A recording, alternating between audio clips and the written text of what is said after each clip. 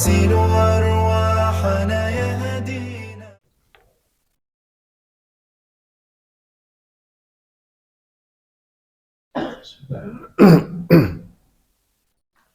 Assalamualaikum warahmatullahi wabarakatuh. Bismillah, alhamdulillah, wassalatu wassalamu ala rasulillah wa ala alihi wa sahbihi wa la hawla wa la quwwata illa billah. Subhanaka la ilma lana illa ma 'allamtana innaka antal alimul hakim. Rabbi shrah li sadri wa yassir li amri wahlul 'uqdatam min lisani yafqahu qawli. Bapak-bapak dan saudara sekalian yang saya hormati, alhamdulillah di bulan yang mulia, di tanggal yang mulia, di hari yang mulia, tanggal 9 Dzulhijjah, dan besok kita lebaran. Mudah-mudahan pertemuan ini senantiasa mendapatkan ridha dari Allah Subhanahu wa taala dan mendapatkan kemuliaan sebagaimana mulianya bulan ini. Amin ya rabbal alamin. Hari ini kita akan membahas satu tema, minhajul mu'minin fil qasdi ila Allah. Petunjuk bagi orang mukmin dalam hal apa? Menuju kepada Allah. Al-qasdu ila Allah itu bisa menuju kepada Allah, mengarahkan diri hanya kepada Allah. Ini dalam dunia tasawuf itu biasanya digunakan untuk cara-cara seseorang untuk menuju kepada Allah Subhanahu wa taala, untuk lebih dekat kepada Allah Subhanahu wa taala. Tapi ini akan kita bahas dalam konteks tafsir, dalam pandangan Imam Syarawi. Jemaah sekalian, kita pernah membahas surah Al-Ikhlas. Di situ Rasulullah suruh memperkenalkan siapa Allah itu. Di situ ada dua kalimat yang dinyatakan secara langsung untuk menyifati siapa Allah itu, yaitu Qul huwallahu ahad, Allahus samad, Al-ahdu as-samad. Sehingga Allah as-samad, dan yang ngomong ini adalah Allah. Kalau diterjemahkan Allah as-samadu, Allah itu tempat bergantung semua makhluk. Ini Allah yang menyatakan. Jadi Rasulullah suruh menyatakan, sampaikan ke umatmu kalau Allah itu ada tempat bergantung semua makhluk. Kalau kata-kata ini Allah yang bilang, maka Allah berkata, aku adalah tempat bergantung semua makhluk. Nah, gitu ya. Artinya apa? Kalau Allah sudah bilang, aku ini tempat bergantung semua makhluk. Makhluk itu pasti banyak butuhnya, banyak kebutuhannya. Kalau gitu ketika Allah mengatakan aku ini tempat bergantung semua makhluk, kalau begitu Allah berkomitmen akan memenuhi semua kebutuhan makhluknya. Nah gitu. Kenapa ini ditonjolkan untuk menyifati Allah, untuk mengiringi kata Allah itu? Jamaah sekalian, manusia itu adalah makhluk yang paling banyak bergantung. Manusia itu makhluk yang paling ingin selalu bergantung. Pokoknya sebanyak apapun yang dia gantungi, sejauh itulah manusia menjadi tenang. Coba binatang itu, tidak ada, keluar aja dia. Habis tidur melek, udah kesana kemari, dia sama sekali nggak punya rasa takut. Tapi kalau manusia, makanya kalimat ini menjadi kalimat magis, menjadi kalimat yang memberikan kekuatan batin kepada kita. Kamu itu punya Tuhan, punya Allah, Allah tempat bergantung. Kalau gitu Allah itu sudah bilang, Allah lah yang akan memenuhi seluruh kebutuhan. Saya ulangi lagi bahwa kenapa ini kemudian untuk mengawal Allah sebagai Al-Ahad, sekali as-samad, sekali lagi bahwa manusia adalah makhluk yang banyak inginnya, banyak kemauannya, tapi lemah dirinya untuk memenuhi kebutuhan dan keinginan itu. Maka disinilah maka dia perlu bergantung. Gitu. Makanya ini akan terus ada Cuma apakah kemudian Allah mengatakan, aku ini tempat bergantung semua makhluk. Berarti kan Allah bilang, aku ini ada yang memenuhi kebutuhanmu. Apa kemudian kita diam aja? Diam aja. Sebenarnya Allah ngasih. Tidak juga, wong kita itu di rumah saja. Meskipun Bapak punya semuanya. Misalnya kalau Bapak mau makan nasi, Bapak diam aja di kamar? Tidak. Masa? Ya enggak. Paling enggak telepon ke GoFood. Kan nanti diantar. Jadi ada upaya. Makanya ini namanya batin. Ketika Allah mengatakan Allah tempat bergantung, itu bukan teori, tapi dalam batin Bapak. Batin itulah yang kemudian menancap pada diri kita, ya Allah memang engkau tempat bergantung, Kalimat engkau tempat bergantung itu tidak menghilangkan aktivitas Bapak sehari-hari. Apa yang kita lakukan tetap saja mengikuti prosedur. Prosedur sebab akibat. Kayak pekerja, Bapak bekerja dari rumah kerja, ya harus dilalui. Kena macet, kena panas, kena hujan, dilalui. Ini sebab akibat. Ada satu sebab yang kemudian itu wilayah kita adalah sebab. Nah, ketika kita melaksanakan sesuai dengan aturan dunia yang merupakan aduan sebab akibat, maka perasaan kita Allah tempat bergantung. Nah, pertanyaannya begini, apakah Allah selalu memberikan pertolongan dengan menggunakan sebab akibat? Mari kita tengok sejarah. Misalnya, dalam peristiwa hijrah. Peristiwa hijrah itu bukan hijrah orang mukminnya ya, hijrah Rasulullahnya. Rasulullah kan tidak ikut rombongan. Rasulullah berdua sama Sayyidina Abu Bakar. Jadi yang lain duluan, Rasulullah dengan Abu Bakar. Rasulullah orang terbaik. Rasulullah tidak ada makhluk yang lebih dicintai mengalahkan Rasulullah di mata Allah Subhanahu wa taala. Bagi Allah tidak ada susahnya sebagai as-samad. Baik ya. Saat itu yang dibutuhkan Rasulullah itu cuma satu, selamat dari orang kafir. Allah sangat tahu bahwa Rasulullah harus selamat dari orang kafir. Bagi Allah tidak ada susahnya, habisin sana, udah selesai, selamat kamu. Tapi Allah tidak. Rasul harus keluar dari rumahnya, ditemani Abu Bakar, dan beliau bikin strategi. Strateginya apa?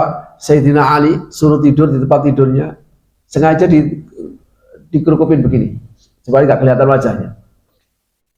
Sehingga dari luar kan tahunya ada orang tidur, tapi tidak tahu kalau tidur itu bukan Rasulullah. Itu seandainya mereka masuk dan langsung ditusuk, mati Sayyidina Ali. Tapi dibuka dulu. Kaget, betapa kagetnya ternyata yang tidur adalah Sayyidina Ali. Rasulullah sudah keluar, padahal dikepung itu, dijaga. Wa ja'alna min baini aydina saddan wa min khalfina saddan. Sauri kalau debu begitu. Ya jangan ditiru, tetap gak mandi kalau Bapak. Ini Rasulullah. Akhirnya di sini supaya mereka gak bisa lihat, keluar. Rasul pakai strategi. Ketika keluar itu harus lewat ke sini, arah Madinah itu ke arah sana. Tapi beliau enggak ke arah sini. Itu kan strategi namanya. Ini namanya cara dan strategi. Semua pasti ini sebab ini. Hukum sebab akibat yang dijalani oleh Rasulullah. Beliau berhitung, wah ini kalau saya menggunakan jalan biasa, itu akan diketahui. Kan mestinya gampang saja, Allah bukan somat, tenang aja saya. Ini kan nggak begitu. Bikin strategi, saya lihat sini. Di sini, lanjut, tentu saja jaraknya akan lebih jauh. Dan ketemulah, karena bagaimanapun pasti jejak pasti ada. Ketemu gua Sur namanya. Di Jabal Nur, dua kusur, akhirnya bersembunyi di situ. Walhasil beliau selamat. Artinya selamatnya Rasulullah ada dua. Ada at-talaqatul qudrah. Ada kekuasaan Allah yang maha mutlak yang melindungi Rasul. Yang kedua, Rasulullah ada aktivitas yang dilakukan. Pakai strategi, Pak. Ya pakai strategi. Jadi tidak asal-asalan Rasulullah keluar itu, pakai strategi. Itu peristiwa di mana pertolongan Allah bersamaan dengan sebab akibat yang dilakukan oleh manusia. Yang kedua, dalam kasus Nah, ini kalau perang Ahzab. Perang Ahzab itu nggak bisa dikatakan Islam menang, tapi juga nggak bisa dikatakan Islam apalagi kalah, malah enggak. Peristiwanya begini.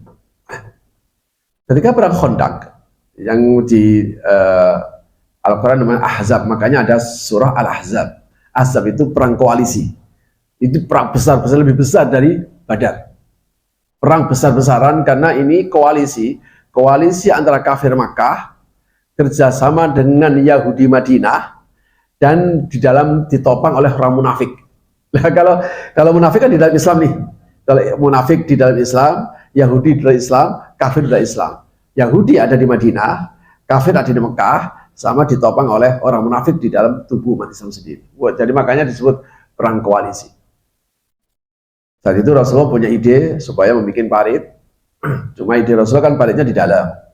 Akhirnya Salman Al-Farisi punya ide, ya Rasulullah.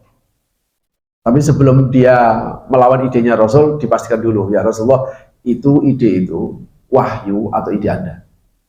Coba Rasulullah itu padahal wahyu atau ide Anda? Rasul jawab saja, enggak, itu bukan wahyu, itu ideku. Gimana maksudnya? Oh, kalau ide itu ide engkau, aku punya ide yang lain.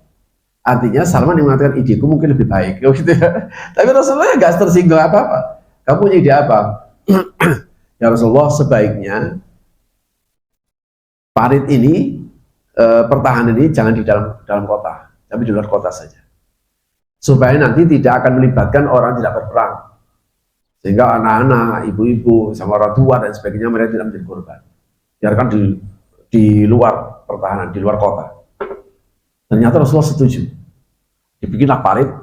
Yang parit itu sebesar apa? Ya kira-kira kuda terbaik nggak bisa loncat. Dibikinlah parit. Tapi apa yang terjadi? Sudah selesai semuanya. Orang kafir yang ke Ahzab tadi, koalisi tadi itu sebelum dia perang, dia berkemah dulu.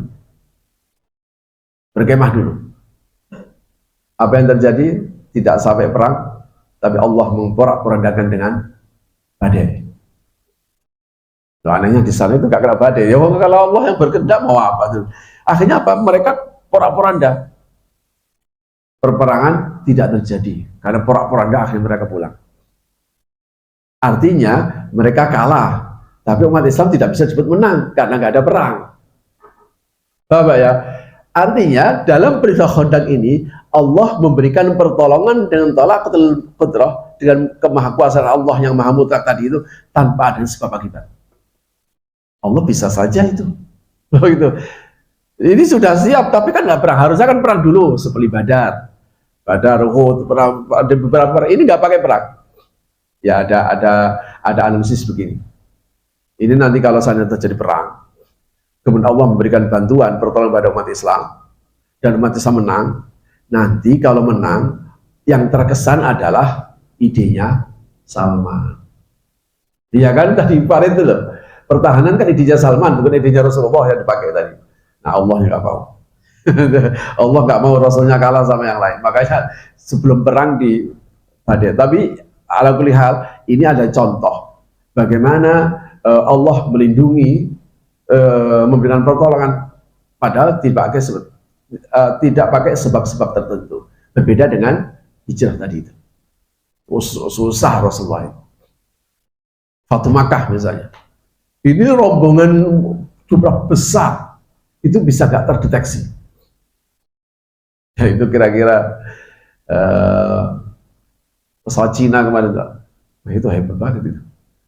Pesawat Cina yang membawa bantuan ke Palestina itu bisa gak terdeteksi oleh pesawatnya Israel itu, Pak. Saya ingin katakan bahwa Allah itu kalau melindungi itu tanpa melihat akidah, Pak. Makanya dikatakan di sini wal asbab wa talaqatul qudrah. Kemahakuasaan Allah yang bersifat mutlak dengan sebab akibat itu akan terus berjalan mengikuti perjalanan manusia.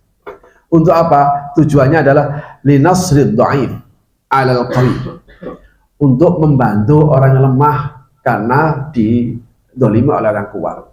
Maka kita kalau ini yang menjadi pemahaman bahwa pesawat Cina pada kita tahu itu komunis dan itu tidak bisa ditembak, tidak bisa dideteksi oleh pesawatnya Israel. Anggap saja bahwa pesawat Cina tadi itu Allah sedang menolong karena Allah ingin membantu Palestina yang lemah. Itu terus. Misalnya wa isadu dzulmi alladzi la tastati' asbab alladzi yamliku al-madlum an tuzilahu. Untuk menghilangkan kezaliman yang dimana orang sudah nggak mampu. Kan ada sebuah kezaliman yang kita nggak bisa menghilangkan, nggak mampu. Maka Allah dengan talaqatul qudrah tadi akan membantu mereka untuk menangkannya hak atas yang batil dan lain sebagainya. Jamaah sekalian, karena itu kenapa? Karena Allah memproklamirkan diri sebagai Al-Ahad As-Samad. Wa ma dama Allahu wal-Ahad falaysa nazzi'a min syai'in illa lahu.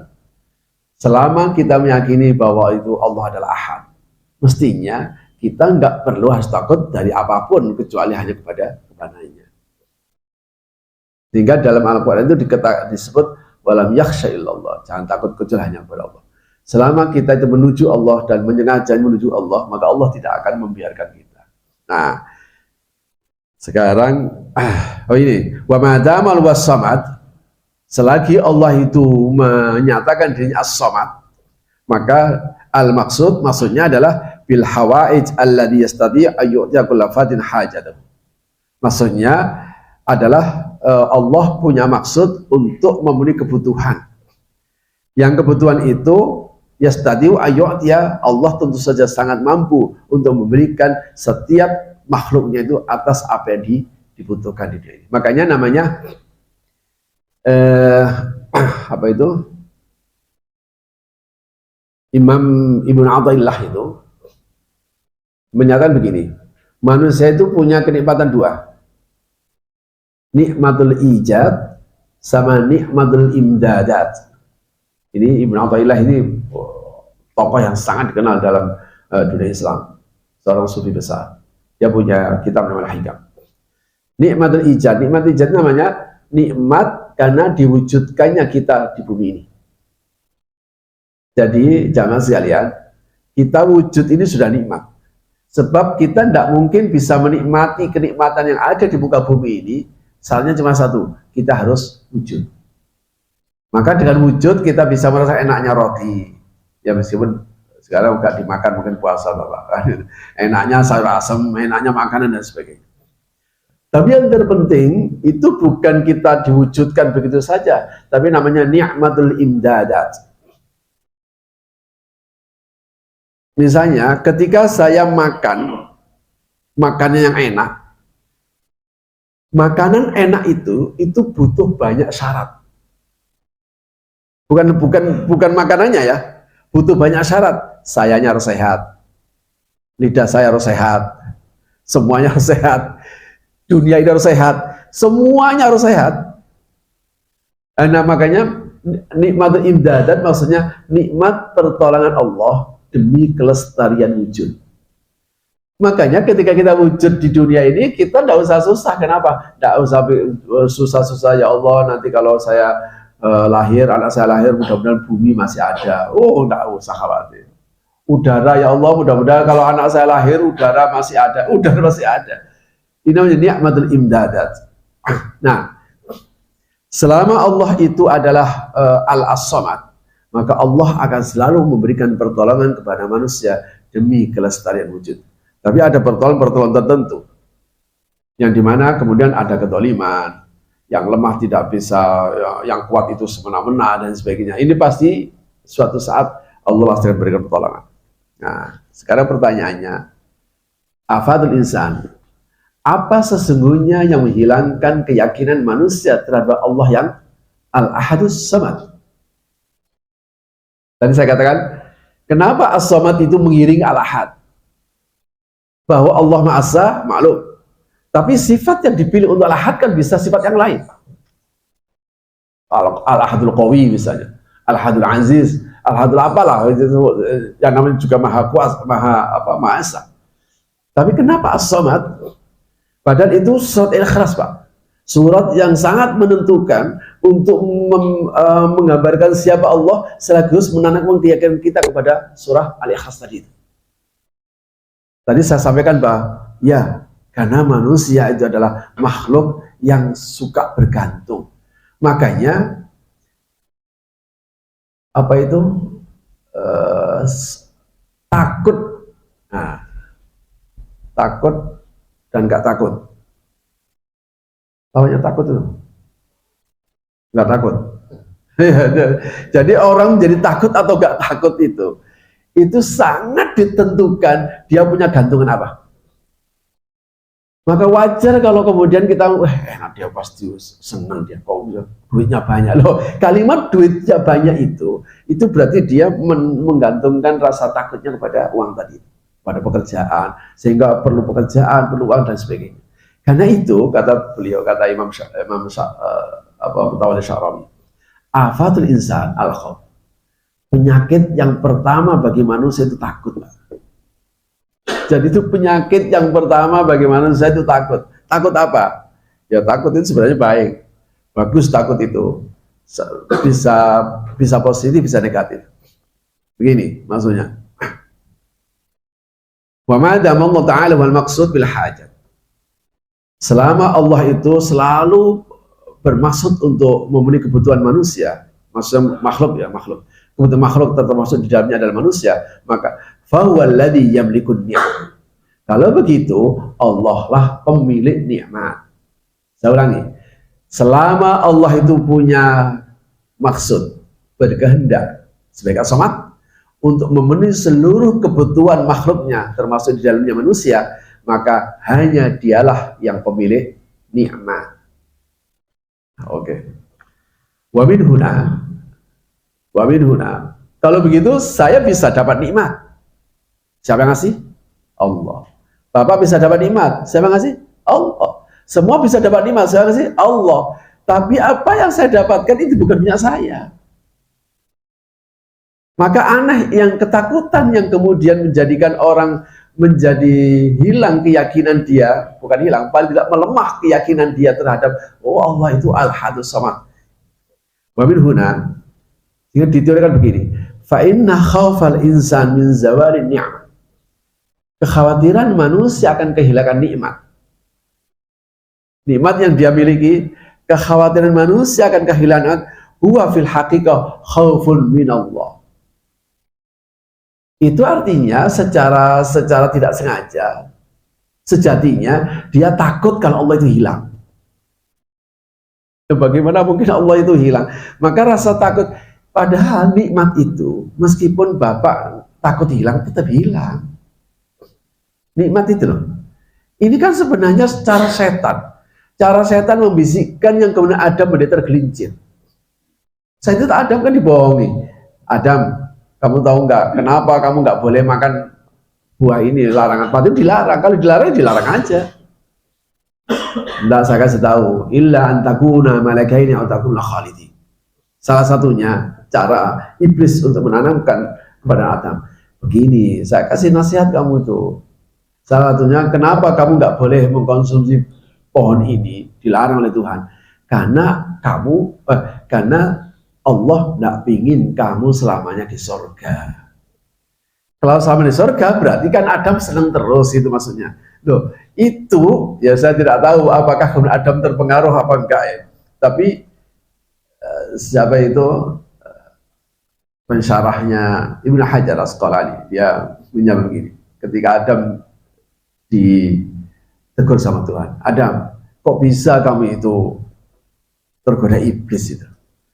Kan udah saya kasih tahu kalau itu dilarang. Jawabannya Adam ini, kata Ibnu Hajar, ya Allah, saya itu tidak membayangkan ada makhluk engkau yang bersumpah atas nama engkau, tapi kemudian dia berbohong.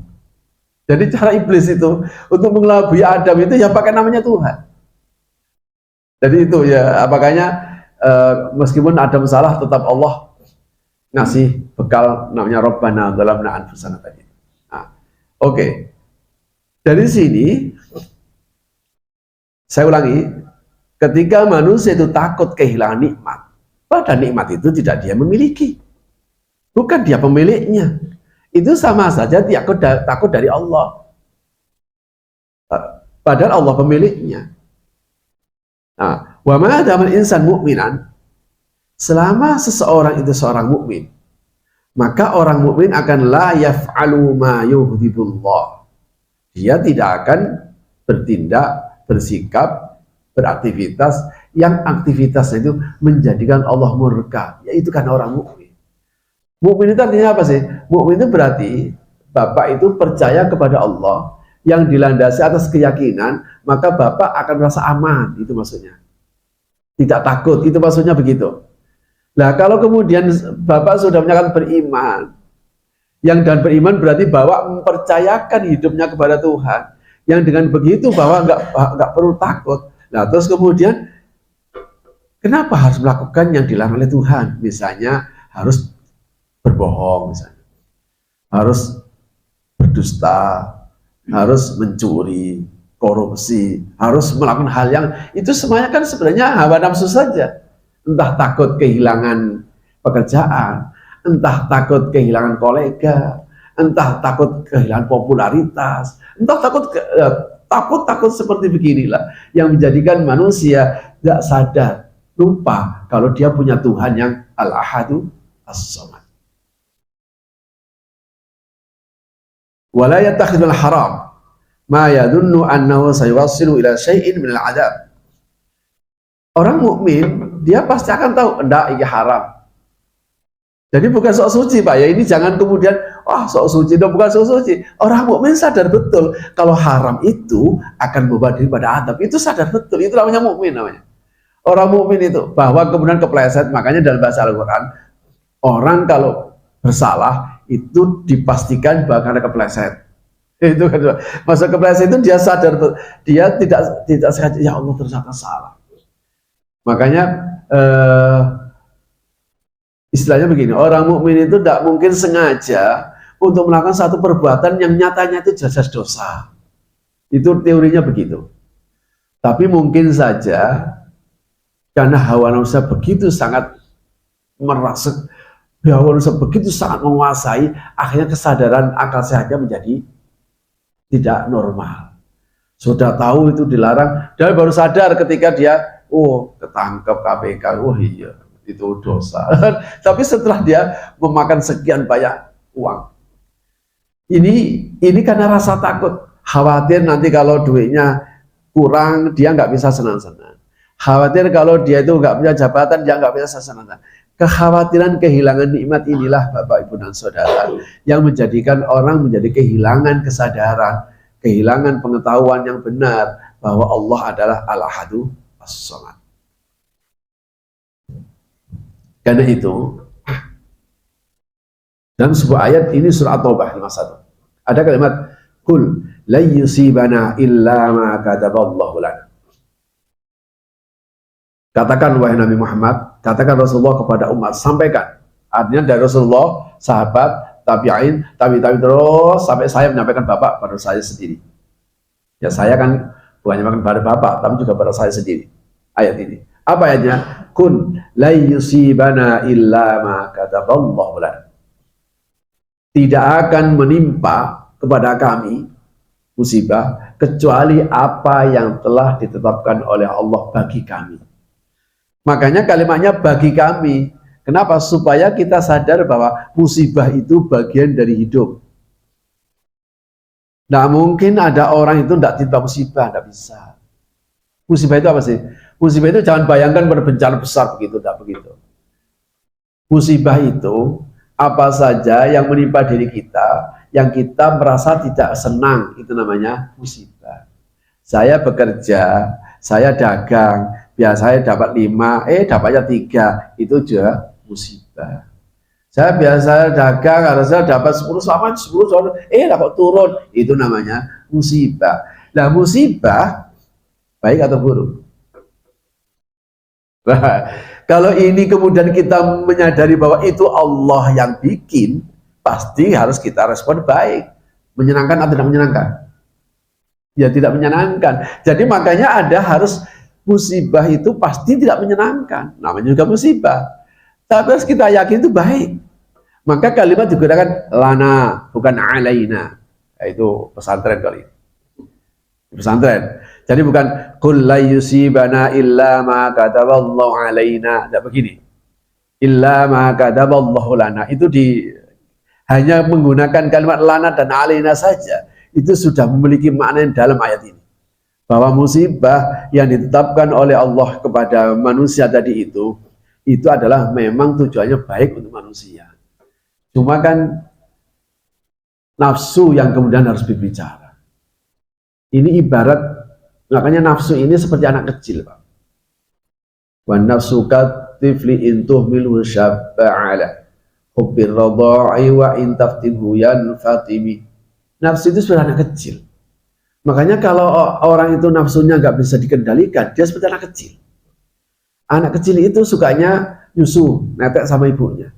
Kalau saat nggak disape, terus netek sama ibunya, nggak disape. Sama, nafsu itu maunya seneng terus. Nafsu itu kalau saya kerja, kalau saya berdagang kemudian nafsu saya bicara, maka dagang saya harus berhasil. Kalau saya beraktivitas, kalau saya meniti karir, misalnya di kampus saya sebagai dosen, maka nafsu kalau saya berbicara, maka karir saya harus lancar terus. Itu nafsu, Pak. Padahal baik buruk itu tidak bisa kita yang menentukan. Sebab kalau baik buruk itu manusia yang menentukan, manusia tidak punya tolak ukur. Tolak ukurnya cuma nafsu. Makanya kalau dikatakan, kamu gimana usahanya? Wah, gagal nih. Pasti kita akan ngeluh. Kenapa? Karena tolak ukur kita nafsu. Tolak ukur kita nafsu. Kalau orang mukmin, dia sadar nikmat itu punya Allah. Oh, inilah anak, ini pasti ada hikmahnya. Makanya kalau kita masih belum bisa memahami sesuatu yang tidak menyenangkan yang menimpa diri kita, yang disebut musibah, bawa saja. Pasti ini ada hikmahnya. Maka hikmahnya tadi itu bisa memberikan kesadaran pada. Makanya musibah itu ada dua, Pak. Tujuannya dua. Allah ngasih musibah itu. Bisa, tujuan pertama, bisa jadi itu cara Allah untuk menghapus dosanya. Makanya Rasul mengatakan tidak ada yang menimpa seseorang meskipun hanya tertusuk duri, kecuali bersamaan itu Allah akan mengangkat derajatnya. Kalau begitu, ketika orang tertimpa musibah, jangan didoain terangkat musibahnya dulu. Doakan dia sabar dulu. Saya doakan, ya Allah, mudah-mudahan sama dikasih kesabaran. Loh, sabarnya dulu, sebab kita tidak tahu. Jangan-jangan itu cara Allah. Cara Allah untuk menghapus dosa, yang pertama. Yang kedua, itu bisa jadi caranya Allah untuk mengangkat derajat. Tidak mungkin seorang anak dari kelas 1 naik kelas 2, kelas 2 naik kelas 3, 4, terus sampai SMP, SMA. Tidak mungkin anak bisa naik kelas itu tanpa ada ujian. Itu musibah, maka disebut lana. Musibah bagi murid, maksud saya, ujian bagi murid itu musibah, Pak.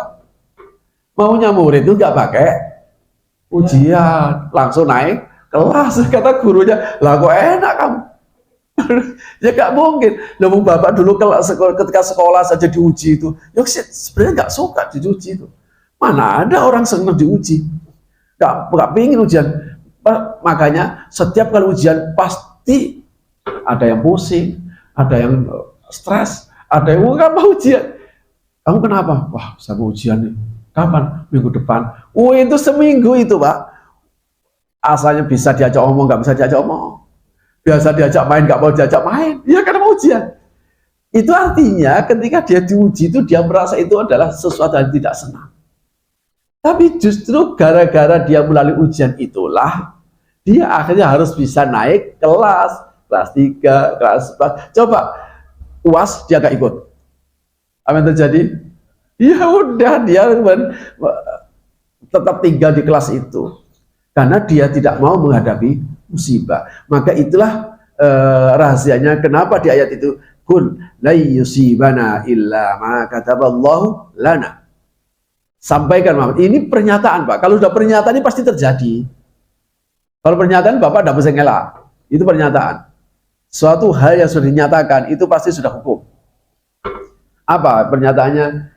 Tidak akan tertimpa tidak akan menimpa diri kita kecuali apa yang telah ditetapkan oleh Allah bagi kita. Maka kalimatnya lana, sebab kita tahu bahwa itu sesungguhnya kebaikan bagi diri kita. Nah, sekarang begini persoalannya.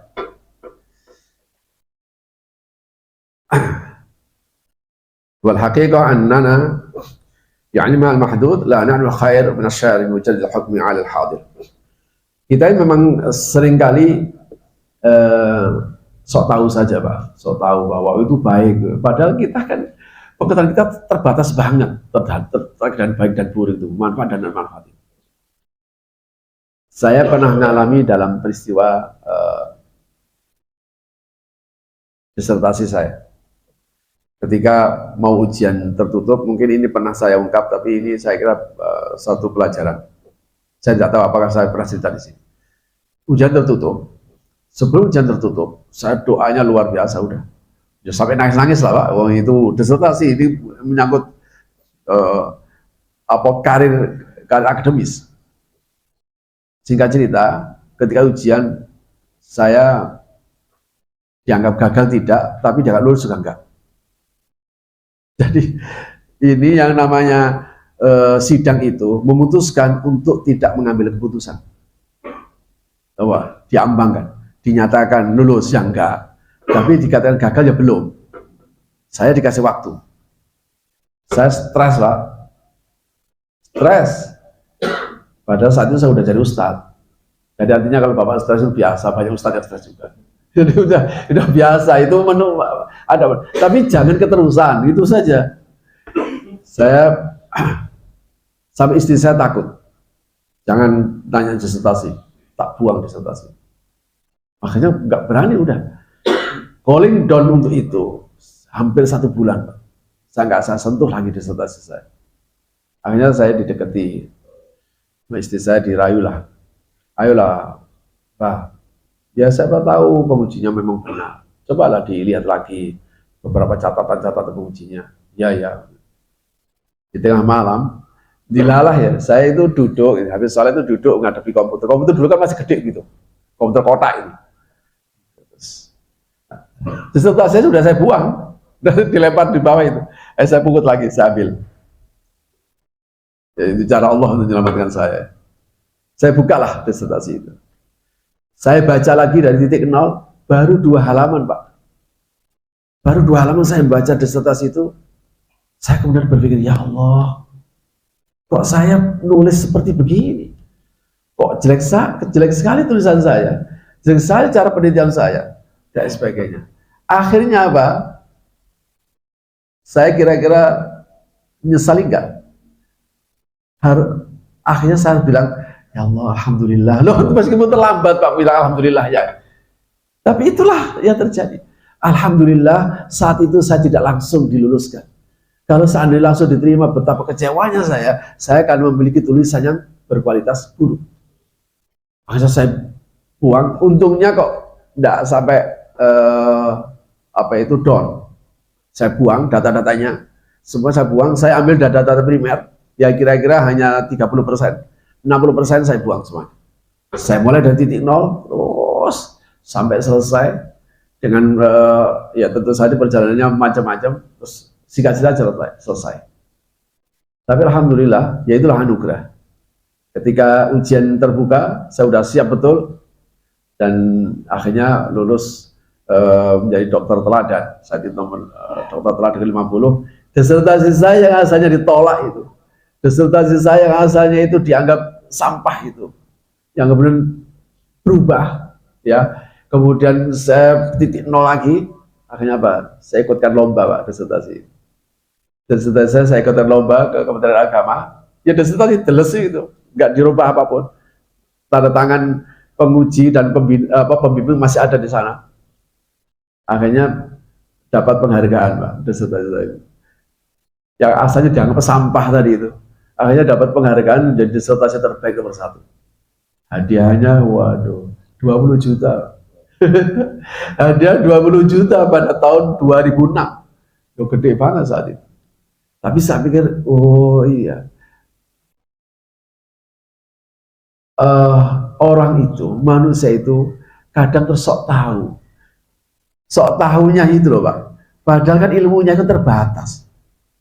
Jadi makanya kalau kita nggak bisa memahami sesuatu yang menimpa diri kita yang kita rasakan nggak suka, udahlah langsung kita tarik pasti ada hikmahnya lah. Ya Allah, saya tidak tahu hikmahnya, pasti ada hikmahnya, gitu aja. Oh kita sudah tahu kok. Karena pasti Allah punya kehendak. Nah, kalau begitu kata beliau, kata Syarawi, "Wannasu sinfani." Manusia itu ada dua kelompok. Ya manusia kalau dibagi secara ekstrim, secara dibagi dua ini, ada manusia yang imannya kuat, ada manusia imannya nggak kuat. Jadi itu saja, pilihannya cuma situ. Nah, insanun dhaifun fi imani. Manusia yang lemah imannya. Apa indikasinya? Wah, ini apa? Ini bukan hanya menimpa kita semuanya. Kata beliau, Imam Syarawi definisi begini. Indikasi seorang manusia yang lemah itu adalah ya'khududdin ala annahu ata'ud dunya. Menjadikan agama, menganggap bahwa agama, melalui agama itulah kemudian menjadi dunia. Bentar, saya uraikan. Fahuwa yusalli. Boleh jadi dia sholat, boleh jadi dia ngaji, boleh jadi dia sholat malam, boleh jadi dia itu sholat duha dan sebagainya. Tapi la ibadah. Sesungguhnya dia tidak ibadah kepada Allah, karena yang tergambar dalam dunia.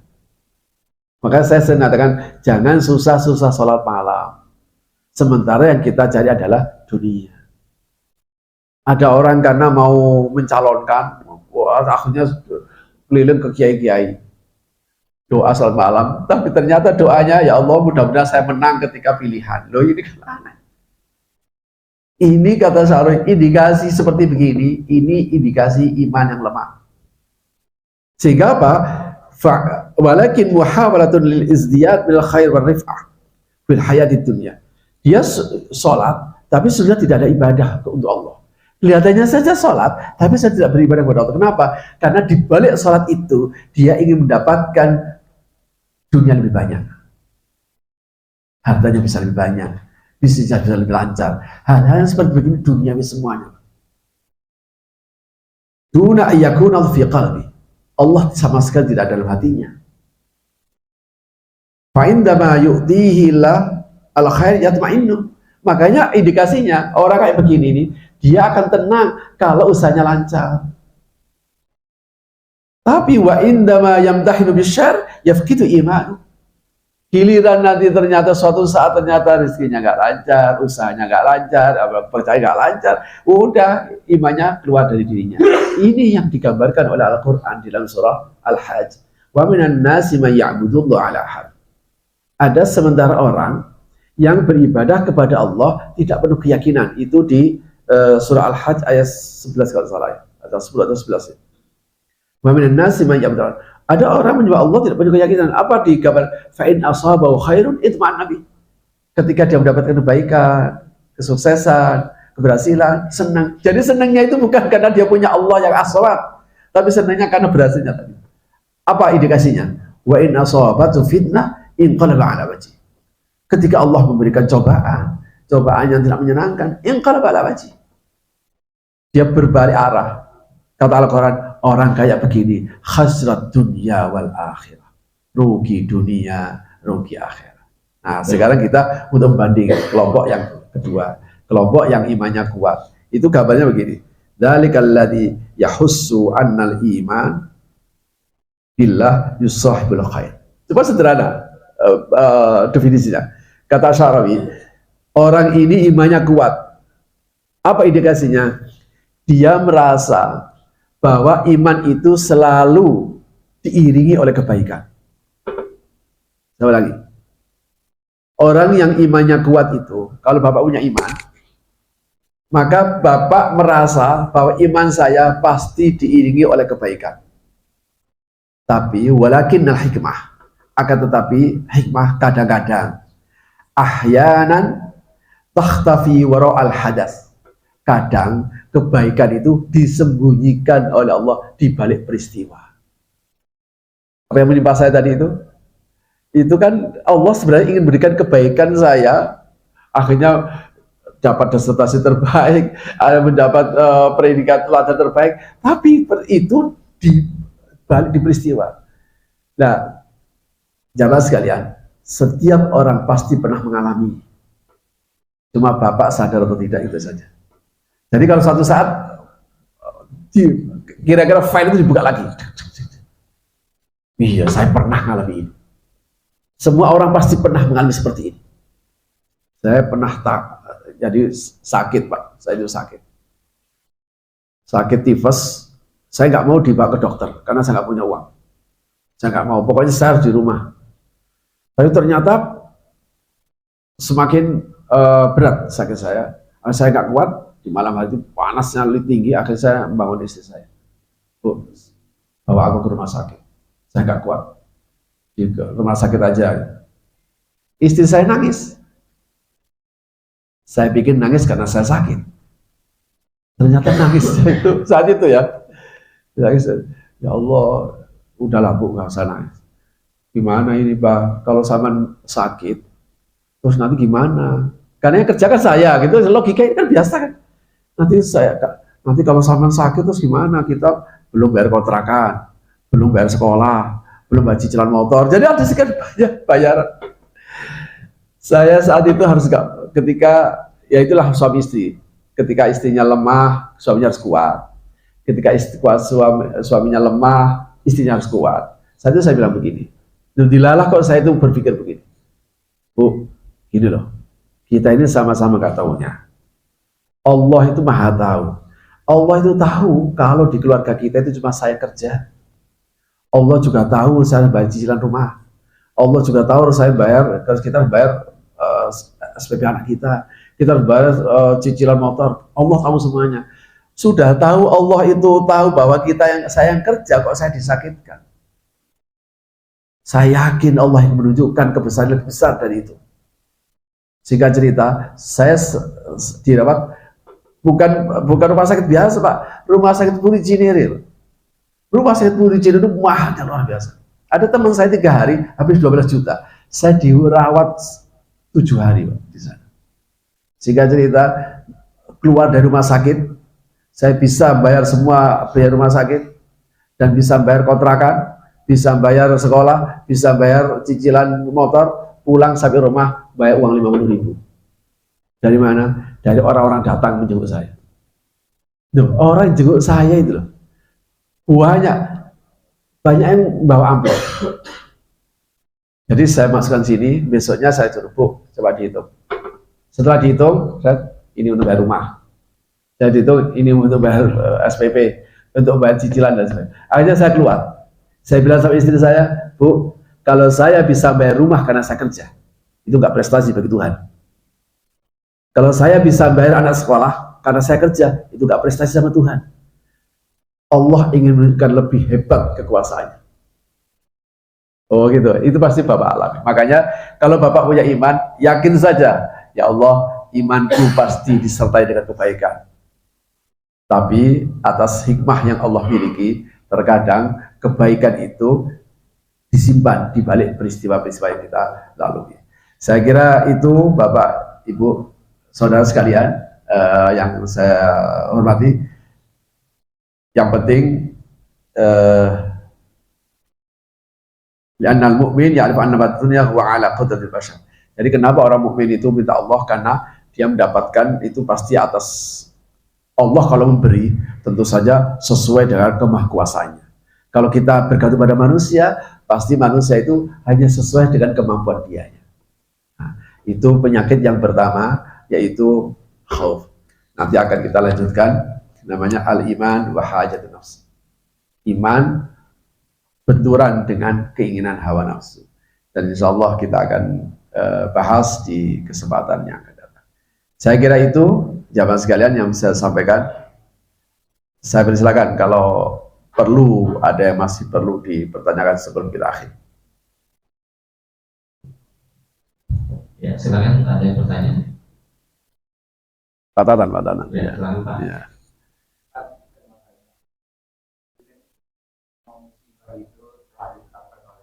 Ya, ilah.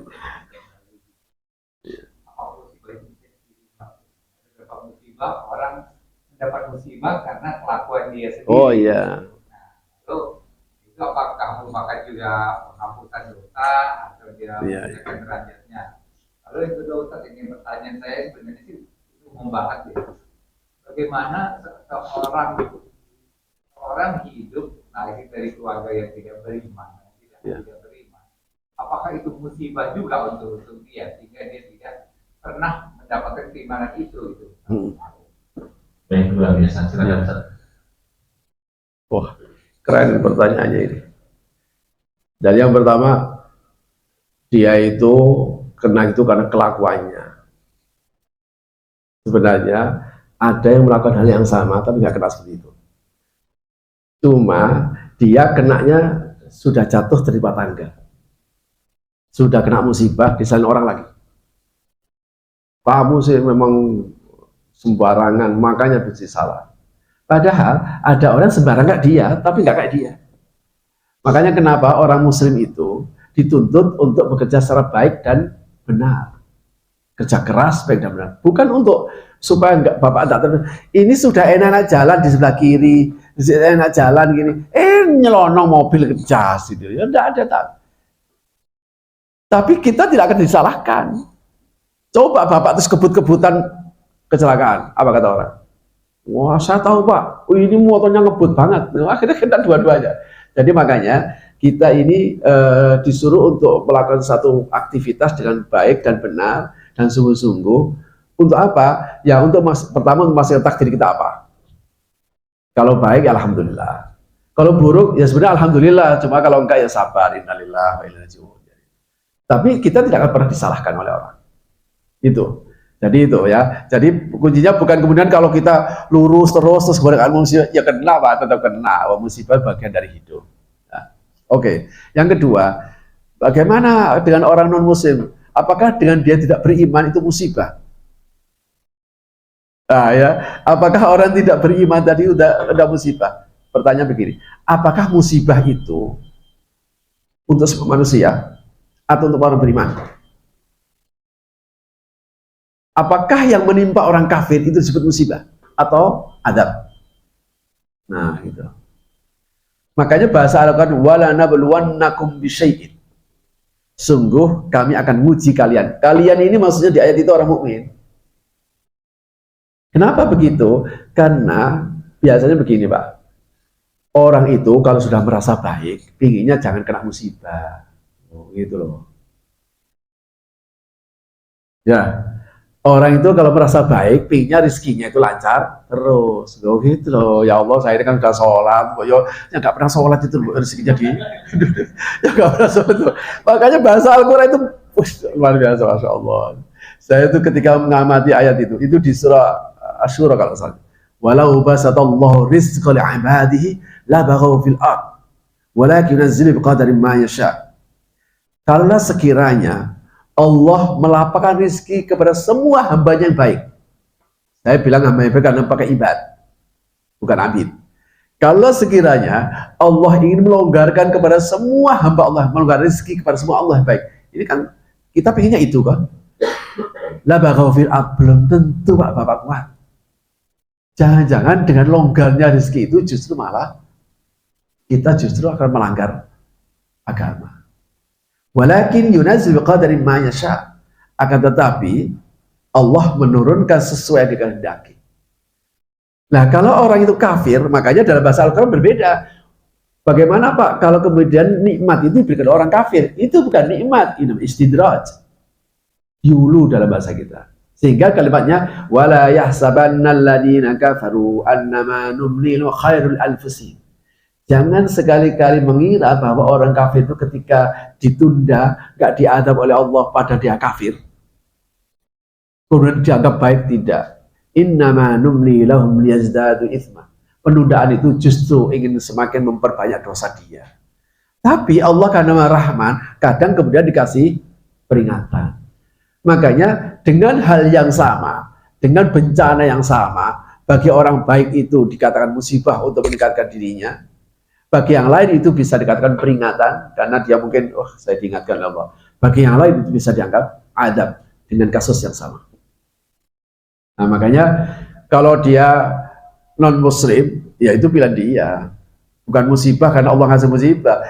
Jangan punya pikiran bahwa orang itu kemudian tidak masuk Islam karena Allah menghendaki, tidak. Karena dia nggak mau masuk saja. Jangan dikira bahwa orang kemudian nggak mau kerja di Lois itu kemudian Lois nggak diterima, enggak, karena dia nggak mau daftar aja. Cuma yang daftar kemudian ada yang diterima dan tidak. Jadi Allah itu memberikan iradah dan istita'ah, kemauan dan kemampuan dan akal sehat. Makanya bahasa Al-Quran itu bagus sekali. La ikraha fiddin. Tidak ada paksaan dalam agama. Qad tabayyana ar-rusydu minal ghayy. Itu kalau diterjemahkan, sungguh telah nyata petunjuk daripada kesesatan. Kita tahu petunjuk itu ada huda, ada hudan. Hudan itu petunjuk. Sesat itu apa? Dolal. Tapi ayat ini nggak pakai gitu. Tidak, qad tabayyanal huda minad dolal. Tidak. Tapi qad tabayyana ar-rusydu. Kenapa rusdu? Rusdu itu rasyid, rasyid itu cerdas, Pak. Rasyid itu cerdas. Artinya kalau manusia itu menggunakan kecerdasan nuraninya, dia pasti akan memilih Allah. Itu maksudnya. Makanya Bapak ini orang cerdas banget itu. Kok milih Allah itu? Mohon maaf, meskipun Bapak mungkin nggak pernah sekolah. Kata Al-Quran, Bapak lebih cerdas dari mereka. Makanya bahasa Al-Quran, kalau ada orang kok nggak milih Allah, itu bodoh banget. Sampai bahasa Al-Quran, kamu itu loh, kok nggak percaya Allah itu gimana? Terus alam raya ini siapa yang menciptakan? Ya udah tahu pokoknya. Akhirnya apa kata Al-Quran? Begini kalau begitu. Kalau memang Allah tidak ada, Tuhan tidak ada, am khuliqu min ghairi syai'in am humul khaliqun. Artinya kalau kamu nggak percaya berarti alam raya ini, wujud ini diciptakan dari ketiadaan. Ketiadaan menjadi sebab yang wujud. Ini aneh. Oh nggak ada kok menjadi sebab yang wujud. Buku ini ada, itu harus ada dulu orangnya. HP ini ada, itu harus ada dulu orangnya. Nggak mungkin orangnya datang belakang dari HP. Goblok banget sih lebih. Kalau logika itu nggak bisa diterima, kata, ya nggak mungkin lah. Kalau begitu, kamu saja penciptanya. Wah lebih kacau lagi. Jadi makanya Bapak itu udah orang cerdas itu, alhamdulillah. Jangan kemudian dikacaukan kecerdasan Bapak milih Islam. Jangan dikacaukan kecerdasan Bapak milih Allah sebagai Tuhan. Itu dikalahkan oleh hawa nafsu. Nah, nanti akan kita bahas di pertemuan yang akan datang. Al-iman wa hajatun nafsi. Terima kasih. Saya kira itu pengajaran kita pada hari ini. Insya Allah kita ketemu kembali lagi. Mudah-mudahan apa yang saya sampaikan ada manfaatnya. Semoga kita mendapatkan keberkahan dan pertemuan ini. Amin ya rabbal alamin. Saya akhiri. Subhanallahi wa bihamdihi asyhadu an la ilaha illa anta astaghfiruka wa atubu ilaik. Wa sallallahu ala sayyidina Muhammad wa ala alihi wa sahbihi wa sallam. Alhamdulillahi rabbil alamin. Wallahu a'lam. Assalamualaikum warahmatullahi wabarakatuh. Waalaikumsalam warahmatullahi wabarakatuh.